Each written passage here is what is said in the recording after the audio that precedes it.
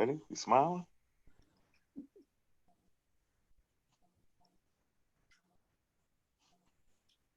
The switch is taking a little, here it goes.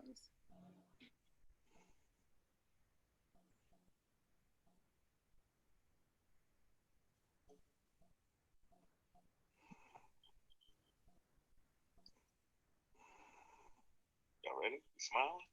Yeah. 1 second. Let me just put the well, switch is taking a little, here it goes.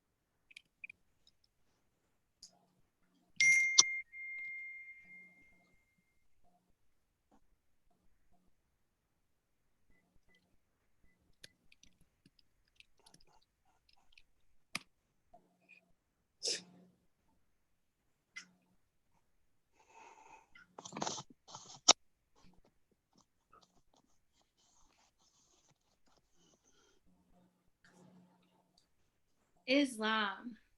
Thank you for tuning in to our second series of More Perspective. As you can see today, we do not have our co-host. She is on a business trip, but we will keep the show moving on without her. So as always, first I would like to give praises to the great God Allah and honor to our Prophet Noble Ali.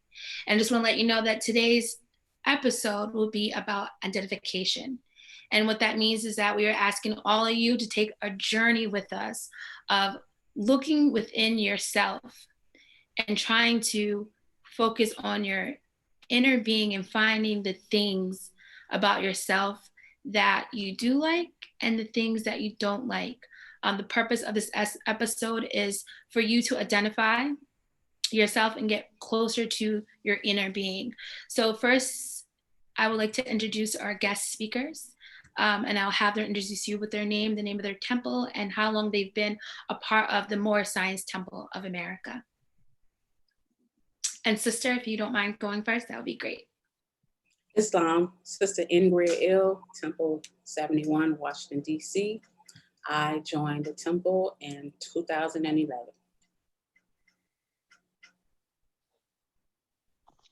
Islam, Brother Jeremy Johnson Bay from Temple number 55 in Hope, Indiana. I've been in the movement for pretty much all my life. So since I was born, I was Johnson Bay and been there all my life. All right, praise Allah. So first, thank you for joining us on this very intimate conversation that we're going to be having tonight.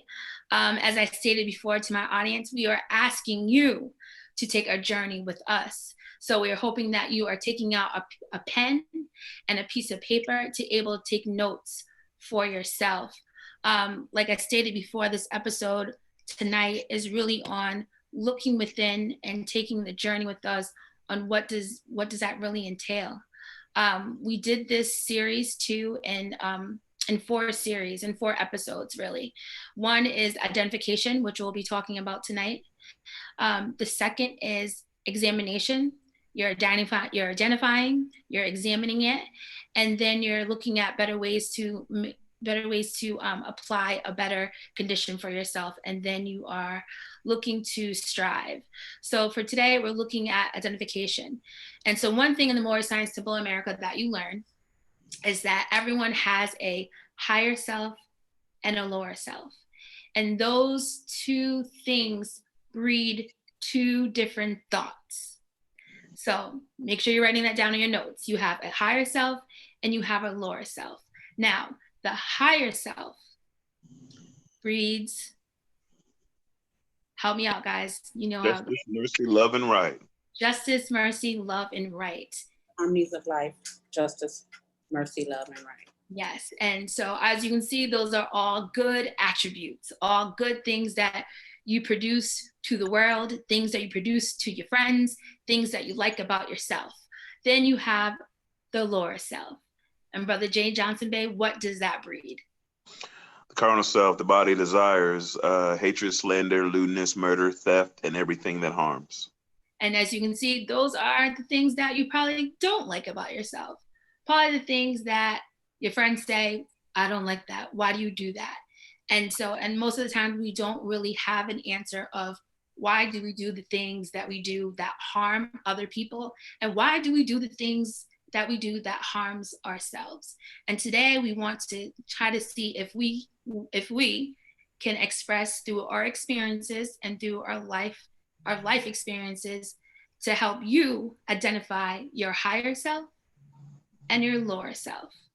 So just to get us started, the main thing that allowed me to determine that I had a higher self and a lower self was joining the Moor Science Temple of America. And in that, there were key things that stuck out to me. One thing I noticed when I didn't know I had a higher self and a lower self was that I had no type of principles or morals. Anything that appeared outside of me that I thought looked pretty or attainable, I was like, oh, I'll try that. And so I know when we start to identify, we have to have some type of guidelines and boundaries to really determine what we're looking at. So I know, brother and sister, you guys have been a part of the Moor Science Temple America for a while now. And throughout your years, you have looked at ways and found things that you have identified about yourself. So if you can start with you, Sister Ingrid, if you can tell me let's start here. Let's talk about, when did you decide that, let me identify some things about myself that I want to change? There's always a crisis that happens in someone's life, where there's an experience or something clicks. And then you look at yourself and you say, I know I need to make a change. And although you don't know exactly the process or the steps to do that, it always starts with, let me identify what I want to change. And can you tell us about what kind of process you went through to get to that point of saying, let me identify something about myself that I want to change? Sure. So for me, I am in recovery, and I had been in recovery for about 5 years at the time when I joined the temple. And, some things in my life had gotten better, but I recognized that there should be no way that I should be feeling the way that I was feeling. And I was feeling pretty low. I was in a situation that had me questioning myself and, like, why am I here? And don't go, and you need to go, and no, stay. And I was wrestling with myself with that. And my mouth was so bad. My mouth was so bad. And I needed to clean up. Like, what I was doing just was not enough. And so I went on a search for a home church to join. And I had did this for about a good month and maybe 2 months. I went to various churches throughout the city, and I just didn't find one that snatched me, And let me say that I grew up in the church. My mother played the piano. My stepmother was an usher, and my father was a deacon. Everybody in my immediate family, including my mother, my daddy, my stepmother, my brothers, we were all baptized by the same reverend. So church was a part of my life. So I thought that I would go into a church and that would be it. I didn't know that the search for something bigger would be so difficult. I just was not getting that. So I was invited to Charter Day at Temple 71, Washington, D.C. And I went. Now, mind you, I had been there before. I had been there previously, but I was kind of closed to what was going on.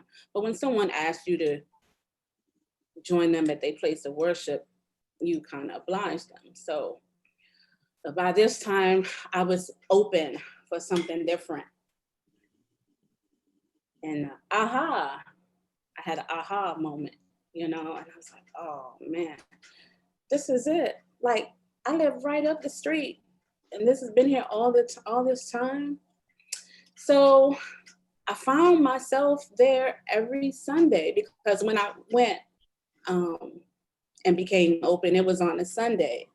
And then I realized that Friday was the actual day of worship. So I started coming on Fridays as well. And I said, this is it right here. This is it. This is what I need to regroup, recharge. Was it something that you heard from a divine minister? Was it, like, you had to hear something? Like, I know we always say there's that small, still voice that speaks to you and tells you something. And sometimes, they say Allah speaks through man. And so I always feel like there's something that someone hears that confirms, like, I'm gonna make that transition. Sister, it was so many things. That's why I knew that was the place. That was the place to be on a Friday night. When the place to be on a Friday night used to be a dance or something like that. The place to be was at 732 Webster Street, Northwest Washington, D.C.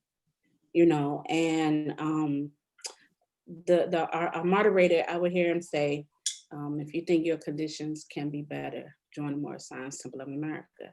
That stuck out for me. My conditions could definitely be better. What I liked in the moment was that I wasn't in denial that nothing was wrong. Something was wrong and it needed to be better. And he told me, if I think my conditions could be better, join the Moor Science Temple of America. And I didn't just jump right in. Every Friday, I heard that. Every Sunday, I heard that. And I went to the temple for about a good 3-4 months straight before I joined. And I was determined. I was like, should I join? It was an individual there that in my mind, I said, I don't want them to think I was joining because of them. And I was like, you know what? I don't care what anybody thinks. It's too good to pass up. I'm in. And I joined. Praise Allah. So Brother G. Johnson Bey, I know your story might be a little different because you pretty much grew up in the temple. You were born to automatically involved in the Moor Science Temple of America. So tell us about your process about identification. Well, growing up, you are going to you're going to your temples, you're going to your Friday night meetings, and it almost just kind of becomes a routine. And I was there, but I really wasn't, I was young at first, so I didn't really pay attention. You just kind of just want to hurry up and get it over with so you can, go play with the other different kids there and stuff. And then as I got older, it was because I felt like it was expected of me. I've been doing it for so long, so why not?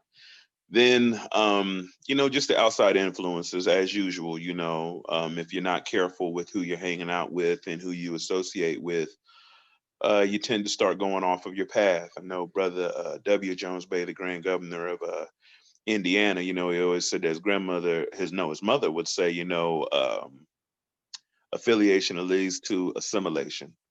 And so I started going away from the things that I knew was right, all for acceptance, all for just, all kinds of different reasons that just wasn't right.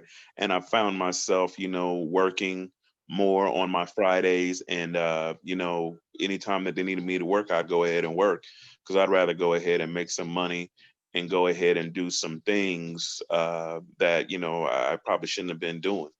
So as these things started going on, I started taking a step back and I started recognizing the people that I associated with were not on the right path and they weren't happy. And when you start seeing them for what they really are, then you kind of start kind of step back and start questioning things. And even though, as I said, I wasn't as into the lessons as I should, those lessons were always there. And what I didn't recognize was I was listening a lot more because those lessons were starting to come in my ear. Go to your Friday night meetings. That's where you need to be. because, you're out there, you're hanging out, you're partying, just like the sister said, Friday, especially, back then, that was the day to go ahead and get out, just got paid Friday night, you want to go out, hang out with your friends, do all these different things here. And that's what I was about. But as I started getting older and recognizing that, number one, some of these people I considered to be my friends was never my friend. I was their friend, but they were not my friends. I know my Sister A. Johnson, but she's probably on here watching. I know she tried to tell me that, and it didn't go over very well for her. I'm sorry, sis, I didn't listen to you. But when it comes right down to it, though, I did hear her. I did hear her. I did start moving forward. I did start asking myself what was making me happy. And a lot of those things that I knew that was going to make me happy was going to come from the Moor Science Temple of America, the things that I had been taught. So as I started growing stronger in the thoughts of, what, something has to change, I started attending my Friday night meetings more regularly like I needed to. As I started doing that, the lessons that I had listened to for so long, I actually started applying. I started really listening. I started really delving down deep into the lessons. And the further that I got, the deeper that I got, the more I was just like, you know what? This is what I've been missing. This is what I should have been doing the whole time. This is giving me feelings, and this is giving me the sensation that I've been missing all this time. Praise the Lord. Can you give us an example of an instruction that really stuck out to you when you were going through that process? I would say one of the biggest ones was Elihu's lessons in the unity of life, talking about how we're all connected. In that chapter, he talked about how we're all connected. There's the unity of, the higher self and the lower self. And when in that chapter where he's talking about what represents the higher self and what represents the lower self, there comes to a part towards the end of the chapter where he's talking and he says, if you was to ask me what to study, I would say yourselves. And you have well studied yourselves and would ask me what to study next, I would reply yourselves. And I always I always thought that was kind of weird. I'm like, well, if they did it, then why do you have to do it again? Well, as I got older and once I came back, I was recognizing because you can never understand and know yourself well enough. You, yeah, you have your higher self and your lower self. It's you. A lot of times I've heard it being explained as it's somebody else or something else. No, it's you. It's the desire that you have. And as I started understanding that, then I started understanding where my plan of attack, and the part that really stuck out in that chapter was when it said, he who, knows his higher self knows of the things that will not pass away, knows of the Allah and man. And then when it talked about that lower self is that, then you recognize that those things are going to pass away and that they're nothing. The Holy Quran mentions about being ransomed from the perils of the lower self. And what I got out of that was, Jeremy, it's up to you. You have the power to do what you need to do to make you happy. And it's time for you to start using it. Yes. Praise a lot. And that's the reason why, I thought that this series that we created was the best avenue for us to go as Moorish Americans, because a lot of times we're so busy with, going to temple, going to work, going to school, that sometimes you miss the opportunity to really look within and see where you're at. I've been going through the process of really looking at myself, and, just the other day I was thinking, like, where are you at? What do you want to do? And are you being your true self? And it kind of brought me back to a time when I was like 12. And I was at school and someone had asked me, well, what do you want to be? And I was like, I really want to help people. That's what I really want to do. And then I know that a couple people were like, no, you need to get a job. Like, you need to have a job. And, my mom always embedded in me, like, you need to work. You need to have a job. And I kind of took on what my friends said I should do, what my teachers said I should do, what my mom said I should do. And that set me on a path of, looking for things outside of myself to make myself happy. And whether it was going to school, getting a degree, getting these accolades of, a bachelor's, a master's, getting a high paying job. And, and it becomes that you're chasing these things and you're using these to validate your worth. And then as I was doing that, now we talking about 30 years going strong. And then I entered the Moor Science Temple of America because I was not happy after achieving all of those things. I was like, I spent $70,000 in school to achieve these things that didn't achieve what I truly wanted, which was happiness and which was peace. I walk into a temple for free. Islam, sister. With the opportunity to dig it up for myself. And in that process, it was simple because he was like, principles, love, truth, peace, freedom, justice. And those were my stepping stones. I said, am I loving? Do I love myself? Am I being honest with myself? Are you looking at you? Do you see what you breed? Do you see what you cultivate when you think like that? And once I started taking the little steps of like, you know what, today I'm gonna try to love myself a little more by saying nice things to myself. Today, I'm not gonna like go to work and really pay attention to how I treat people and see if that creates a happier environment for myself. And when I started doing those little things, not only did it allow me to feel better about myself, but it allowed me to see myself. But the key thing that it allowed me to see is that when I was 12 years old, when I said I wanted to help people, I had already knew my purpose. And then it took me 30 years because now I'm 39. And now with the instructions, I'm using these instructions to see me. You know, when he talks about, it was interesting when and I may go off, when the prophet was saying in the 1900s, he went to, I think it's Woodrow Wilson, and he asked for us. And he said something along the lines, I may not say it verbatim, but Woodrow Wilson was saying, what I put in them, you won't get 100 of them. Meaning like, I put so much in them, you're not gonna be able to do anything with your people. And when you talk about love, when a prophet says, a man says, it don't matter, I want them anyway. And so when I heard that, I was like, if someone can love you that much and want you anyway through all the flaws, 30 years you chased all these things, you should be able to do that for yourself. So those are the things that made me identify that I lacked love, that I lacked truth. I wasn't being honest with myself. At 12 years old, you already knew what you wanted to do. But due to your friends and situations that you encountered, you chased other things that were of no value.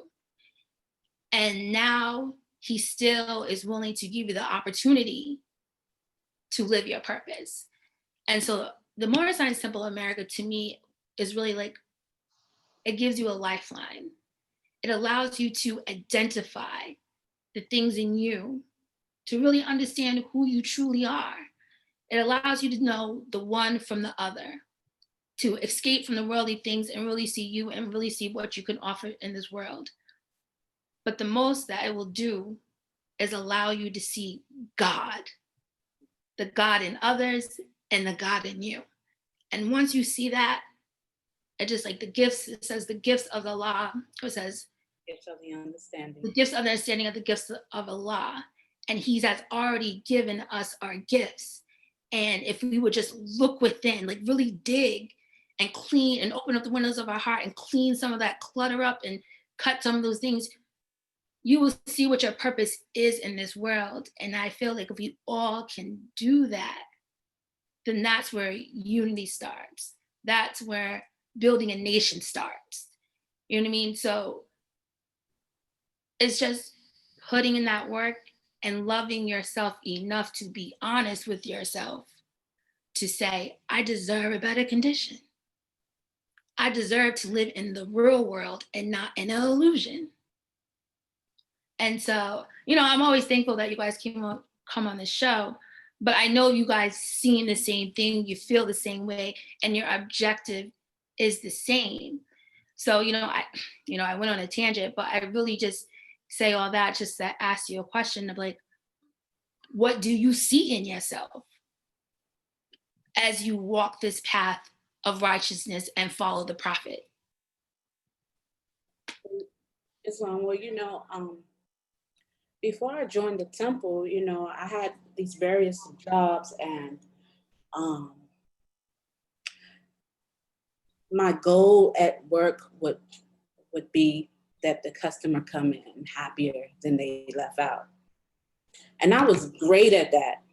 I'm not bragging, it's just a fact. I was great at that, and it made me happy to see other happy. But once they walk out with their happiness, where am I now? Right. Where am I now? It's only gonna last a minute because my happiness is based on how I made you feel.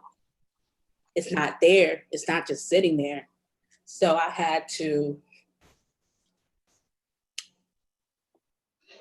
it took me to get hurt at a job, to sit down, to have to be sat down with myself to get into myself. Now, before that, I had this experience where I had a detachment, and as much as I didn't want to, I was glad that it took place. I come to be glad that it had taken place, and I was able to start to really sit with myself and love on me and pour all that energy that I do in other things. I've started putting it in me, and it felt so good. I remember prior to that, when I first joined the temple and shortly after, how I would literally beg Allah in tears at work, in the bed, in the shower, please help me find peace. Please lift this weight off of my shoulders. It is too much.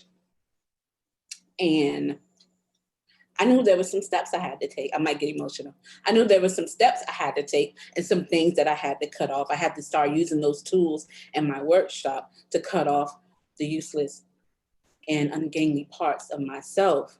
And sometimes those are other human beings, which is painful in itself, that you have to cut off somebody that you care about. But once I learned to, no one can make me happy. They can only enhance it. My happiness comes from me. I'm responsible for it. So I have to get busy with that. I have to get busy with loving on me, making myself happy, doing things that make Sister Greer ill happy. And I started doing that. I started taking myself out. I started reading more. And let me just say this, that when I first joined the temple, there are different chapters for women, men, children. And I identify out when it didn't have anything to do with a woman or a wife or so on and so forth. If I wasn't dealing with, but every chapter is for me, every chapter. Even holy instructions and awareness for all young men, that chapter is for me too, because it says in there what type of man, what type of woman, sister he needs to be looking for. So I need to get with that, right? This, I can go on and on. And you can tell when you're in your high and in your low from the results that it brings, right? That was how I recognized where I was at. Am I crying all the time? I'm in my lower self, because see, it's not what somebody outside of me did to me. It's what I allow, because I'm the creator. Mm-hmm. I am the governor. I am the Lord of my life. And if I'm unhappy, that means I'm in my low. If I'm not unhappy, that means I'm in my high. So I have the choice to create if I want to be in my high or my low. The Quran teaches us that Allah never made a heaven for man, and he never made a hell for man. We are creators and we make our own. That's right. That's right. Yeah. All right. How about you, Brother Jay Johnson Bey? Basically, what was your process? How do you stay on the path? What do you identify with in yourself that you need to cut away to stay on the path? Just identify the things that I knew that weren't right. I always feel that we have that higher self and lower self, but when you really identify that higher self within you, that Allah within, and then you recognize that demon self, that lower self, then you start becoming more familiar with the ways of both. And the tools that I was using was just the things that I had been taught through the Holy Koran, and then specific chapters, inconstancy, the instability of man, misery. These chapters here, they talked about how we have a battle. A lot of times people would talk about these things as if they were easy to do or easy to get rid of, or they did things with such ease. But the Holy Koran also told us about boasting about those things. We don't have the power to be entirely good or entirely evil. So with that being the case, I was recognizing that, okay, so I have some flaws, because I think for the biggest part for me was I was trying to make myself perfect here, right now. Mhm. And with my current understanding that I have right now, you're in this lower stuff and you're going to battle. As that sister was saying, when you start identifying these different things in you start to try to manage it better. So the tools that I started using was the things that it told me in the Holy Koran, that Allah is leading on and victory is sure. I took those things to heart. I started understanding that, hey, it's okay. You're going to fall from time to time, but there's a learning lesson in it. There's a learning lesson in it. I remember when Sister H. Gravesville came to Temple number 55 for the June celebration, she said, there's nothing bad in this world that happens that is wrong. You just took it wrong. And I'm just like, I remember she said that and that blew my mind. But then think about it. All the different things that we go through makes us stronger. So the tears, the pain, all those different things, I learned something from every single one of them. It made me the person of who I am. So when I started understanding, especially in that first chapter, when the Holy Koran tells us that we get stronger by the things that we experience on this carnal way of flesh. So we got to understand it's a battle. And as I started understanding it was a battle, my sword and shield was my Holy Koran, the teachings, the questionnaire, all the things that the prophet bought, the constitution of bylaws, the questionnaire and bylaws, my family, the people you hang out with, because sister, I definitely understand what you're saying.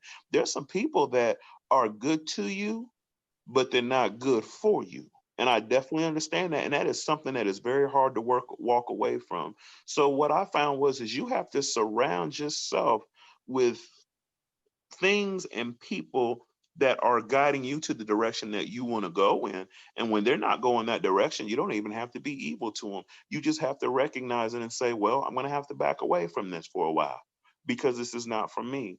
So, with the Holy Koran, it tells us so many different things there, and it's all about me. And it's letting me know that Allah is within me. Like, that's Yeah. beautiful. Like, we're made in the image and after the likeness of our Father God Allah.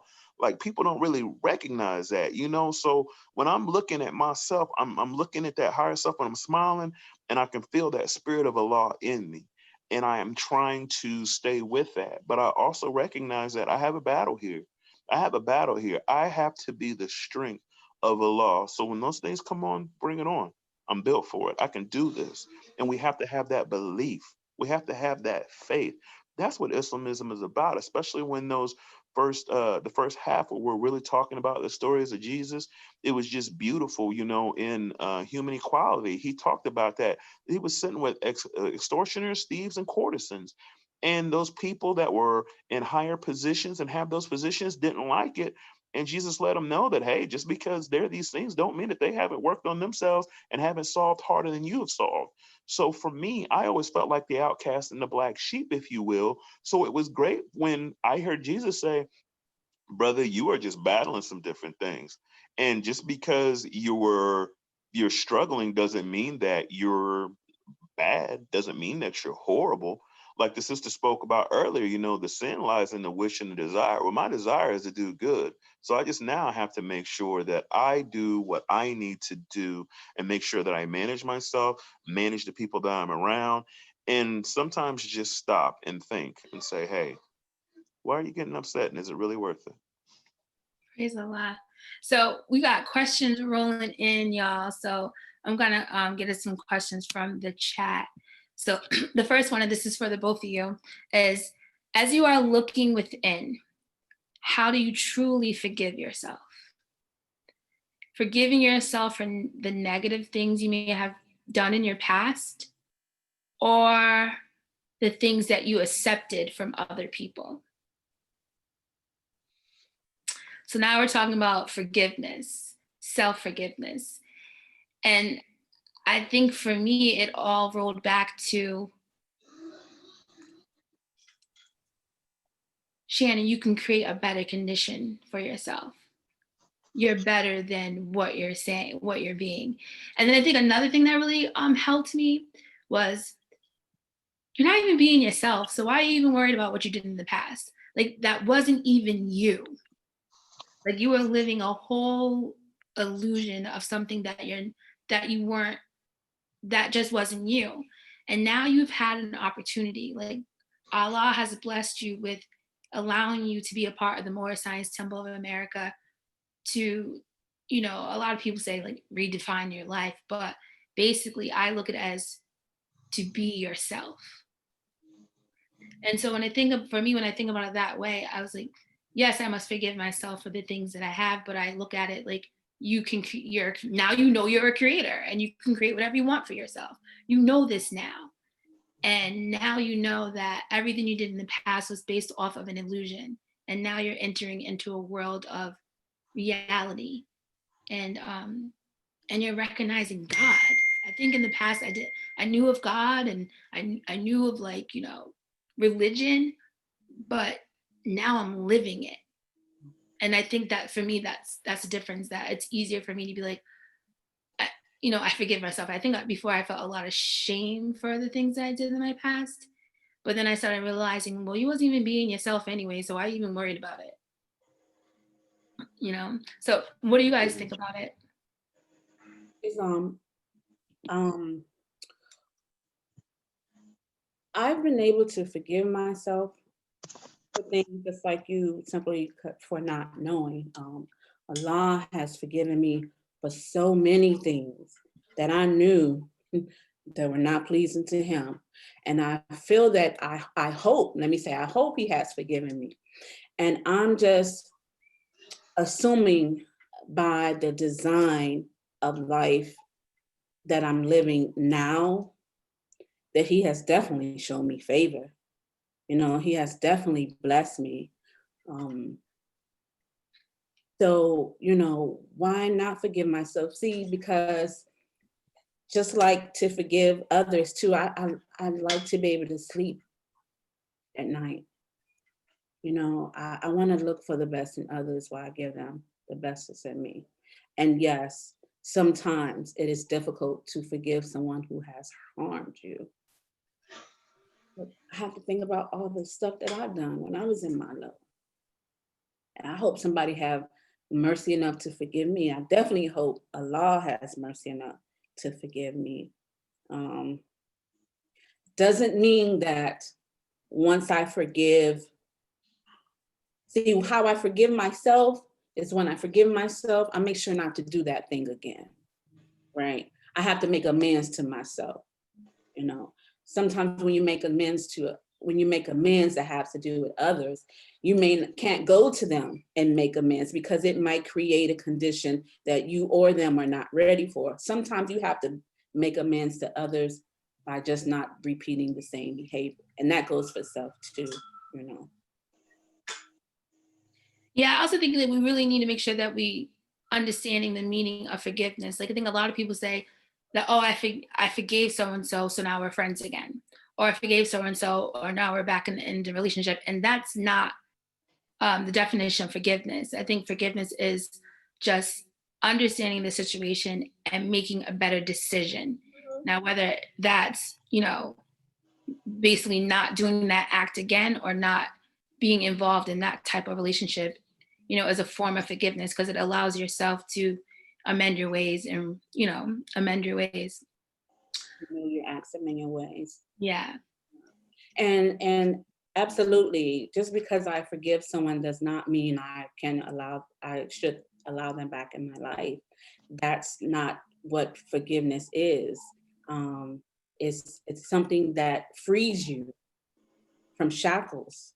When you forgive someone else. But you can't just say, I forgive you. You have to really mean it in order for it to have power.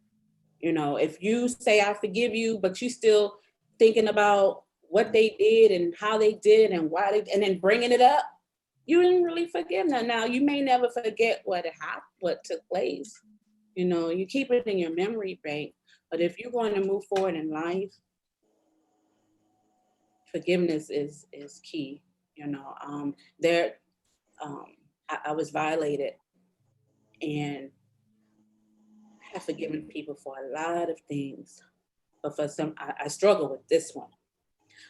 Um,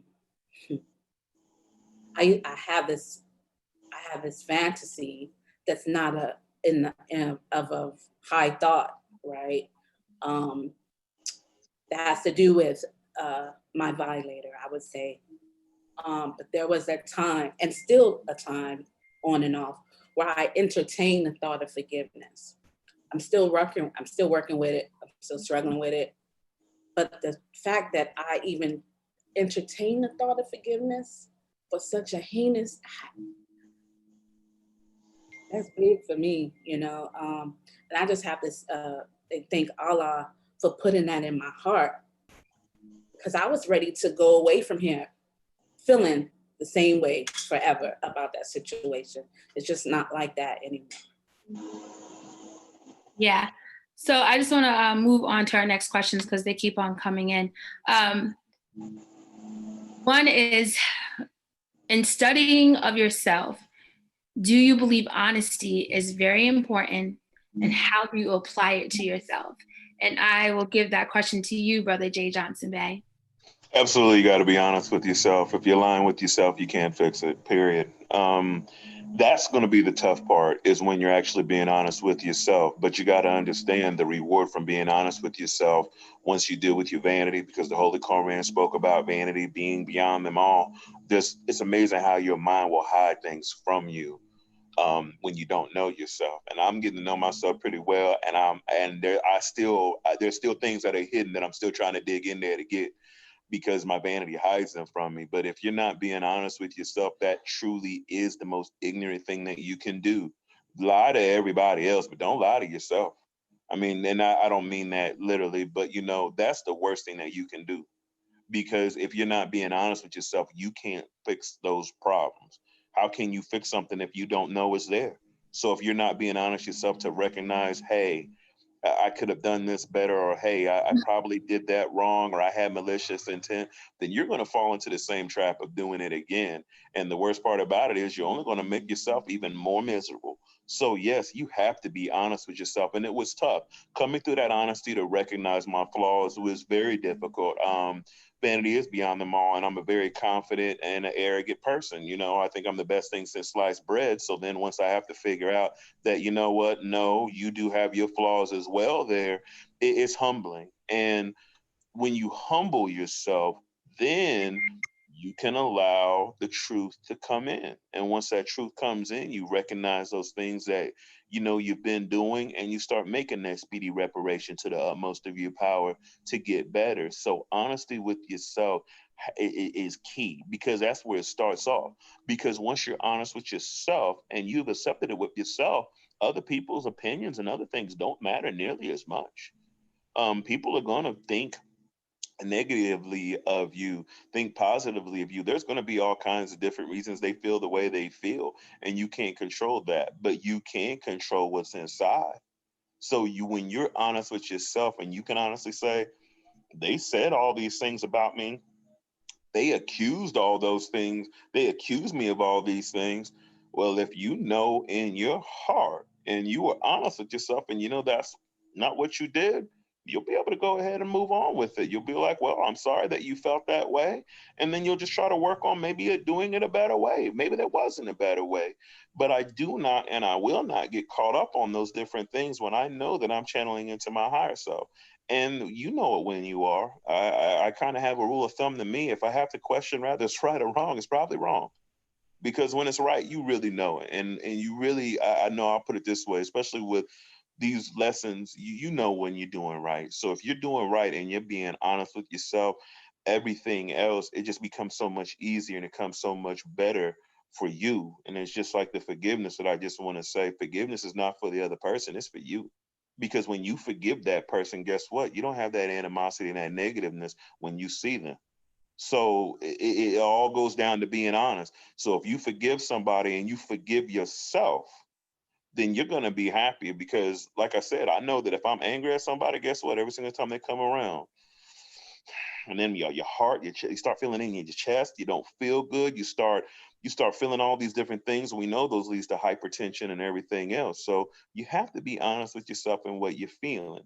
And to me, as long as you can understand that we are all going through different things and that there's a reason for it, you just have to figure it out. It might not come to you very quickly. Mine came to me when I started working at a job at Atterbury Job Corps, working with the youth, because then a lot of the things that I went through helped me be able to relate to those young men and those young women to be able to help them. And it made it a lot better.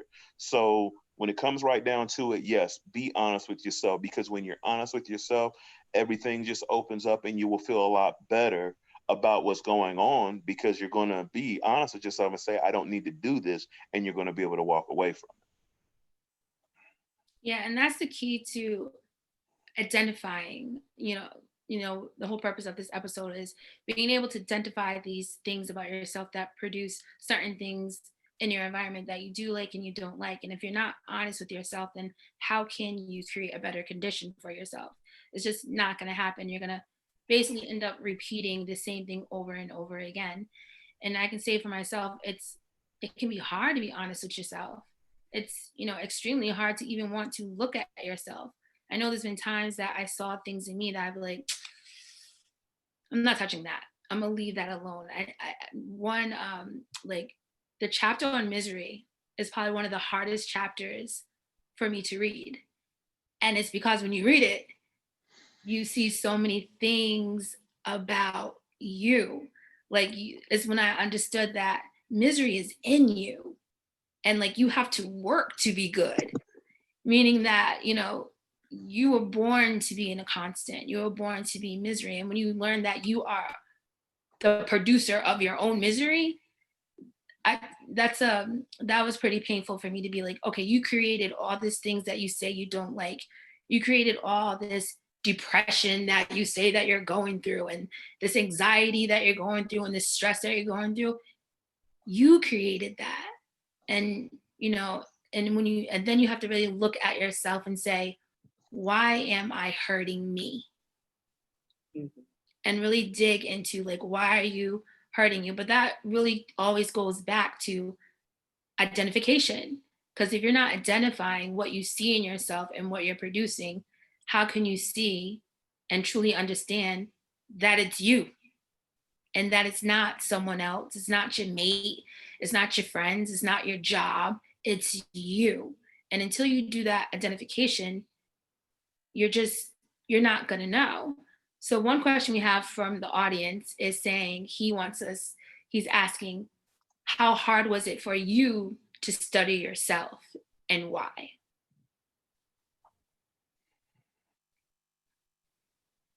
it. You I'll want to start go, off. Bria? Of course, brother. Islam. I would say that yes, of course it is. It's hard at first because you don't necessarily know what you're going to get once you start, trying to get to know and understand yourself. It is hard to take that first step, but once you take that first step, you start seeing the rewards, and that's what makes it easier. But it starts from within. I can't control anybody else but myself, and that is a full-time job. That is 24/7, 365, 24 hours a day. I have to try to make sure that I'm doing what I need to do to make sure that I'm representing my higher self and I'm going on the path that Allah has set for me.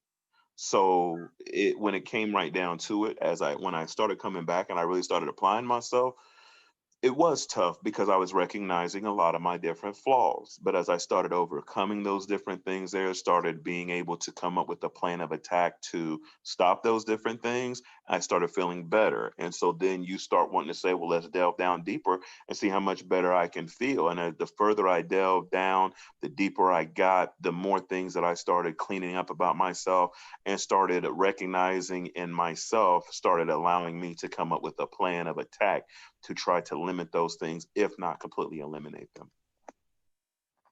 Praise Allah. Sister Griel, did you want to touch that question?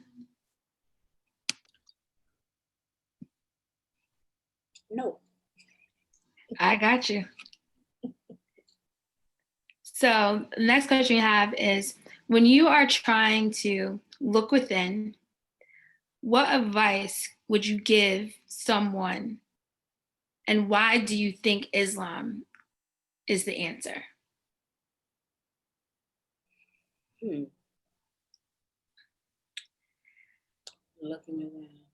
Well, we've been talking about basically examining us throughout this session. It's about examining yourselves and the illusions of the world around you.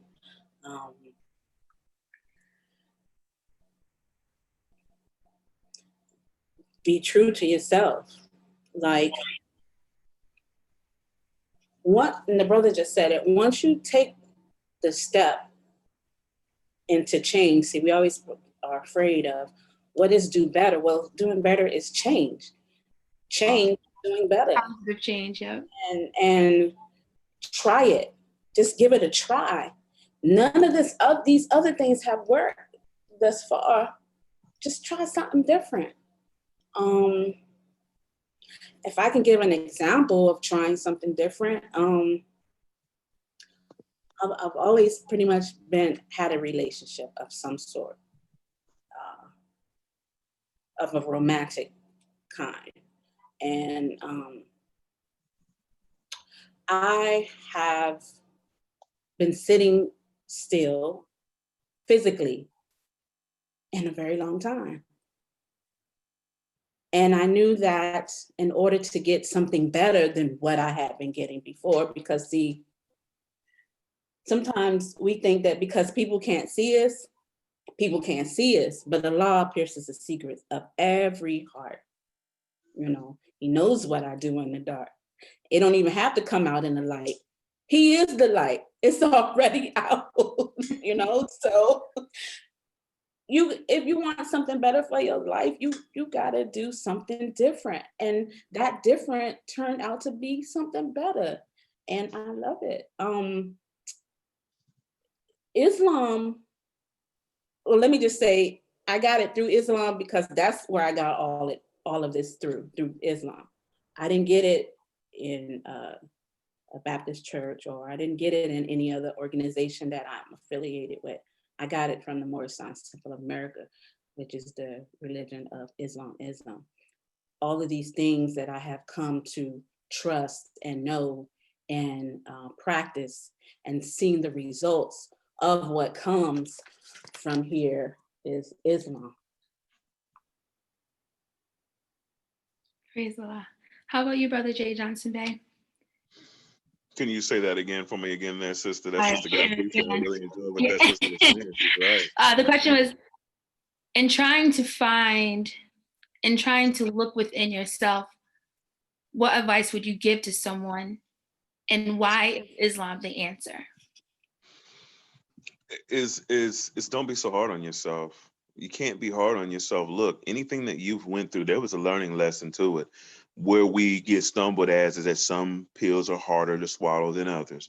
Far be it from me to try to tell somebody how they should and shouldn't feel about something. So I want to make sure I'm clear on that. I've had some things that occurred to me that most people would find unforgivable. But guess what? Once again, I had to forgive in order for me to go ahead and move forward.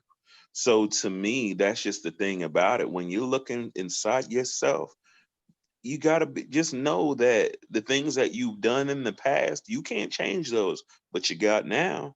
The Holy Quran tells us that when we give up the present moment, we give up everything that we have. So you have to focus on what you can do now. Learn from those different lessons there. A lot of the things that evil people did to me, it helped me in the end. I didn't recognize it and see it then, but I recognize it now. The dirt that I did, I'm sorry. Man knows not by being told. Jesus told Barato that man knows not by being told. If he's going to be something that he knows, he must be a part of what he knows. So until I even committed some of those heinous acts and then actually saw it for myself, how was I to ever know if it really would be like that? It's kind of like the adage that the old adage some of the Moor said. And I remember my father talked about that, the little child being in the kitchen with his mother in the kitchen and the stove was hot. And he keeps on reaching for it. And she says, "Don't touch that, it's hot." And she keeps on doing whatever she's doing. The kid gets back over close to there again and keeps on reaching his hand up there. And she said, "Stop it, it's hot." Well, this time she's a little bit too focused and she doesn't recognize it. And the child raises his hand up there, touches that burner, and bow, burns his finger. Ow. She said, "I told you that was hot." He said, "But you didn't tell me it would burn." So how was he going to know that that being hot would burn him unless he's done it? The Holy Koran, when you really take it for what it's worth and you're really listening to it, it's telling you that you have a strength, you have a higher self and a lower self, and it's up to you to make sure that your higher self prevails. So your lowest self is going to keep on evolving just like you evolve. You got to keep on stepping up and keep on fighting it. The reason Islamism was the way for me was because it told me all these different things. It told me about myself. It told me that it's okay. You're going to have some slip ups, but what are you going to do about it? It told me that Allah is leading on and victory is sure. What else more? I mean, I don't need anything else. That's the beautiful thing about it. When you open up the Holy Quran, it says, "Know thyself and Allah." Now, with other different organizations and other things, they're so worried about everybody else. You don't have to worry about that because you can't control that. You focus on yourself and you take it from there. And that's why I love Islamism. One of the greatest verses in the Holy Koran to me that really sums up it, a lot of says, is when you wish to serve the Allah within, serve those who are your kin, those who are no kin, the stranger at the gate, and the foe that seeks to do you harm. And we have a problem with that. Be like, hold on, even the foe that seeks to do me harm? Yeah, the foe that seeks to do you harm because that's your test. You can come up with all these different things in your head on why you shouldn't do it, but do it. Serve Allah. Understand what you're here for. Because what we have to do is we have to tear ourselves away from what has been normalized. So many things are normalized. I can go on it forever, but I'm just going to say that so many things are normalized that sometimes we're committing sins and we don't even recognize it.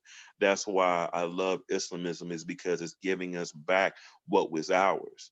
So, even for you sisters joining, something that I was always told is, y'all didn't become members. You was always members. You just became conscious of it. That's all it was. All those things that y'all went through, it all led you to this moment. And if you change that, you can't say that you wouldn't have ended up where you're at.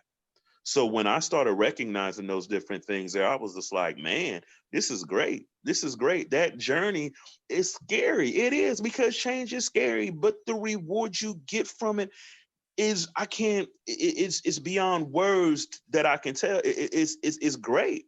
It's a great feeling when you start recognizing these things and you start making a change, and then you start helping other people, and they're telling you how you help them. And people tell me, "Oh man, you really saved my life." And I said, "I'm just doing what I'm supposed to be doing." I really try not to take a whole bunch of praise for any of it, because when it comes right down to it, sin on nature is what we're supposed to do. That's one of the greatest things about my father. He didn't talk about all the things that he did. He just did it. And if you thanked him, he said, "Thank you. You're welcome." But that's what we're supposed to be doing. So yes, you have to be able to look within. And the biggest advice that I would say is don't be scared. There's a saying that I wish I knew for sure that I've read, and it said,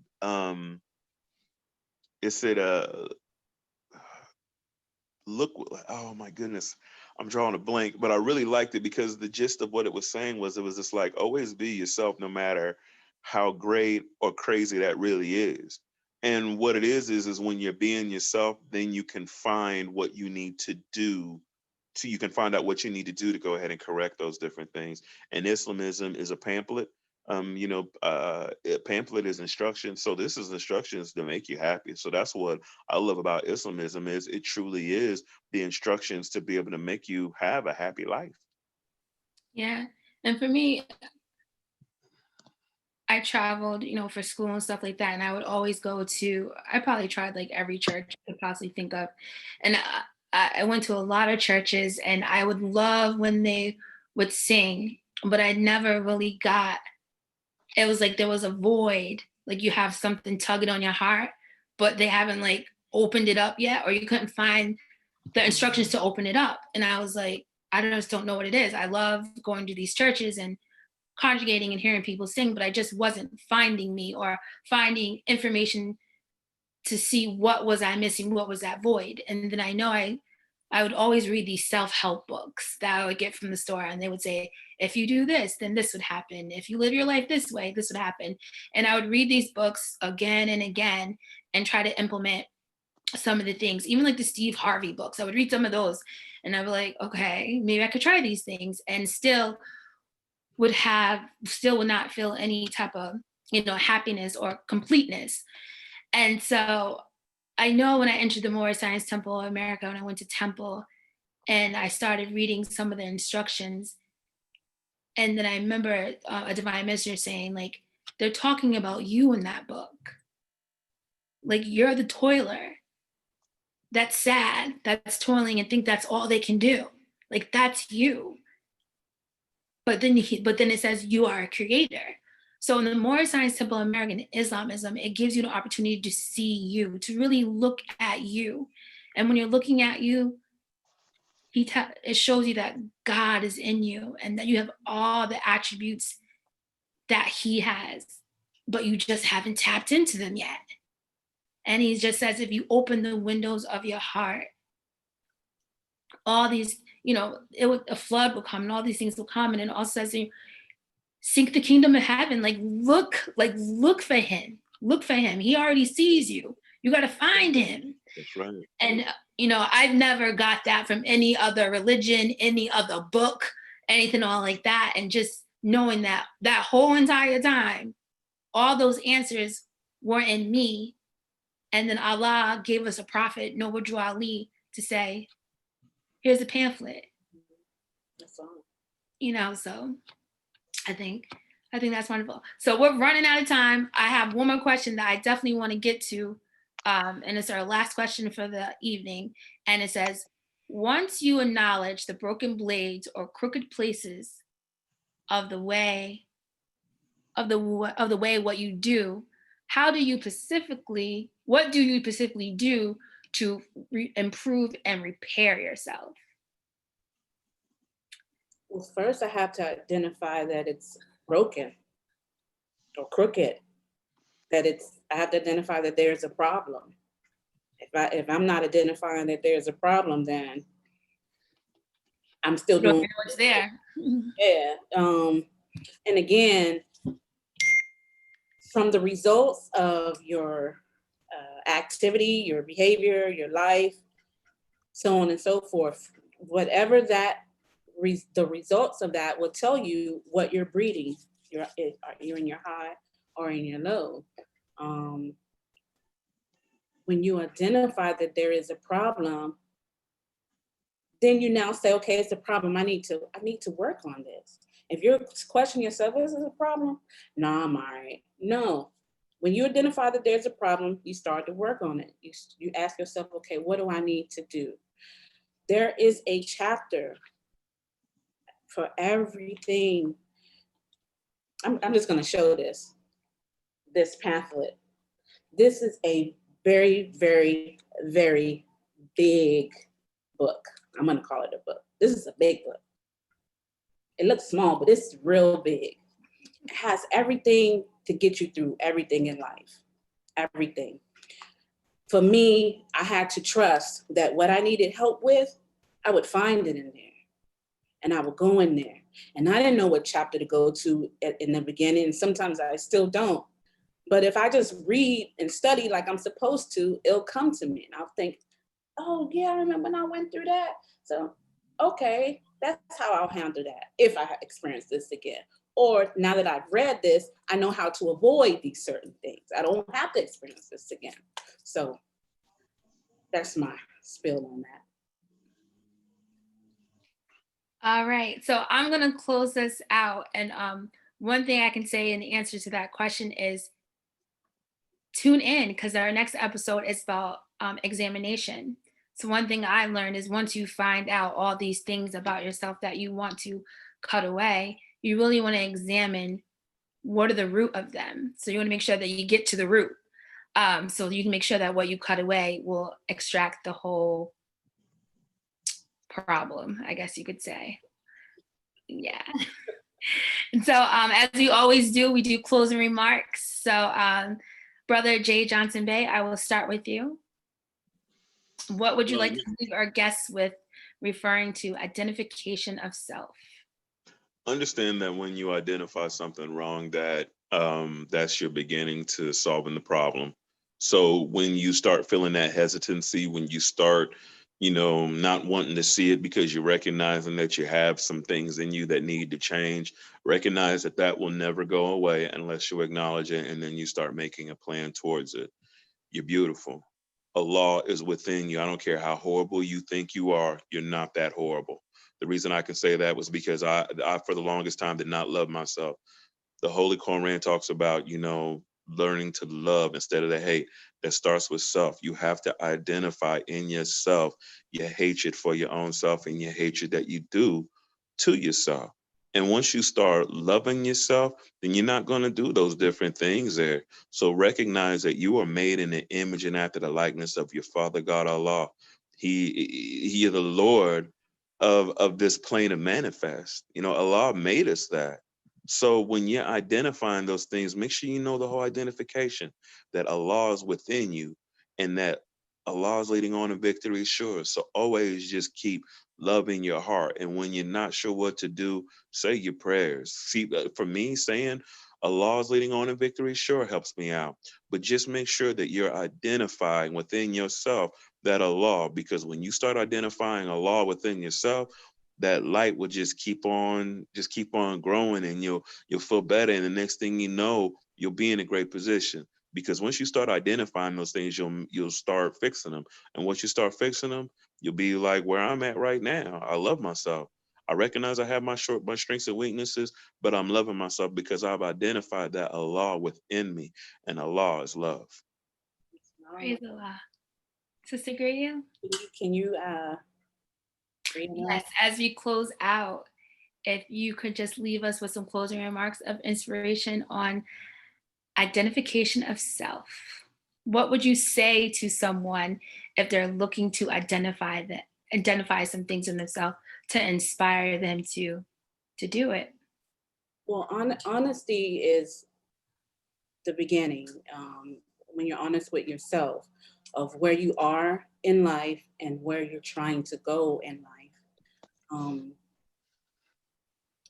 I practice fairness, right? I love the act of fairness and being fair with others.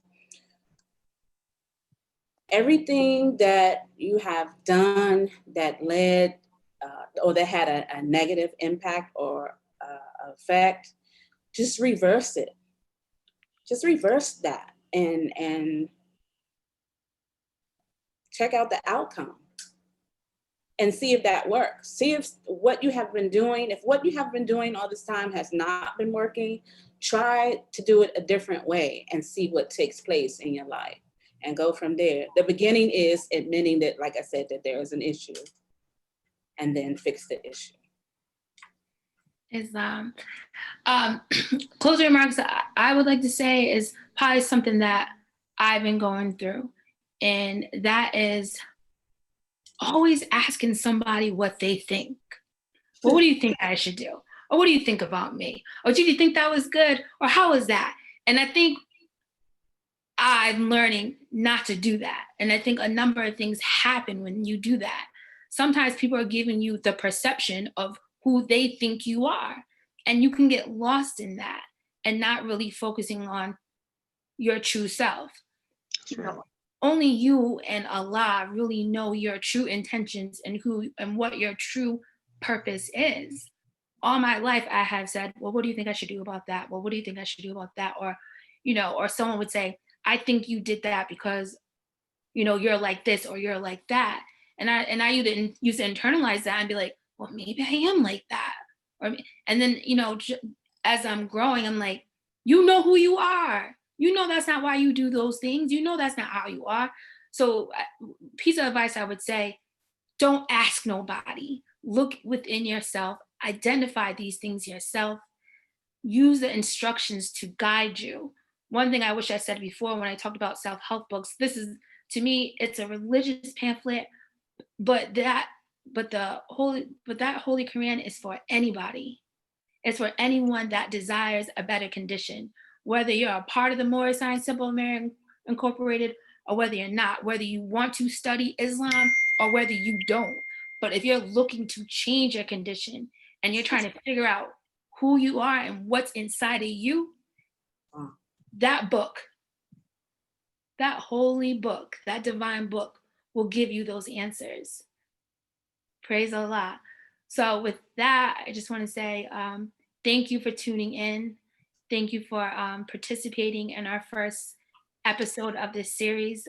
I truly pray that we're able to help you or give you some advice. And we hope that you will continue this journey with us as we go into episode 2 next Thursday with the same guest speakers.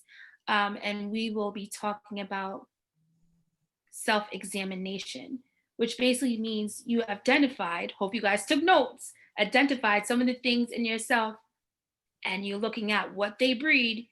You're looking at, like, sometimes I have an attitude. Why is that? What does that breed? And then next week we will examine what is the root of that? Why do you do that? And hopefully we can help you create a better condition for yourself and try to, and strive for internal happiness. So we love y'all. Peace. See you next week, Thursday, 7 o'clock. Peace. Peace.